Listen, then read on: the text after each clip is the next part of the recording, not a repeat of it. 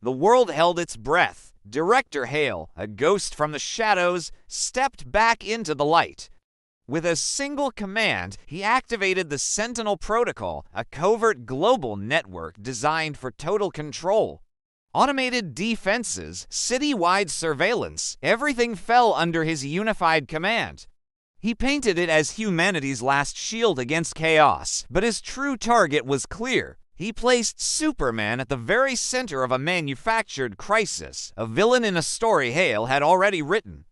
Metropolis became the epicenter. A cascading failure, engineered and precise, threatened to bring the city to its knees.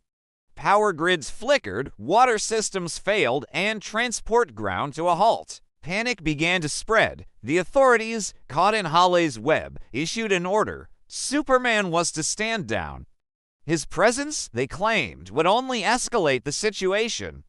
From the Daily Planet newsroom, Clark Kent listened as fear traveled faster than facts, poisoning the airwaves and turning a city against its protector. But Superman chose a different path, not confrontation, but transparency.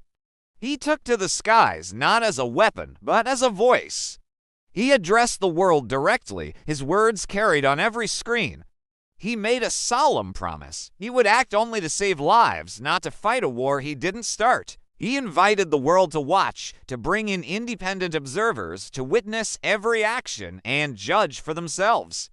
He was laying his power bare, not as a threat, but as a trust offered freely. As the city's systems spiraled closer to collapse, Superman became a beacon of coordination. He worked openly with engineers to restore power, with paramedics to reach the stranded, and with local leaders to guide citizens to safety. Hale's provocations grew more desperate. Automated drones, cold and relentless, cornered him, trying to force a fight. But Superman refused the bait. He dodged, he shielded, but he never struck back. His priority was the people, organizing evacuations and stabilizing critical infrastructure while under fire. Hale played his final, cruel card. He isolated an entire district, cutting it off completely, attempting to force Superman's hand by creating a pressure cooker of fear and desperation. He expected chaos. He expected Superman to break his promise and use force. But Hale had miscalculated the human spirit.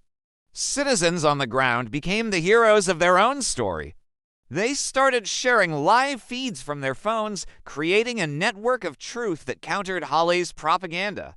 They corrected misinformation in real time and organized to support first responders. They broke the narrative of control not with power, but with community.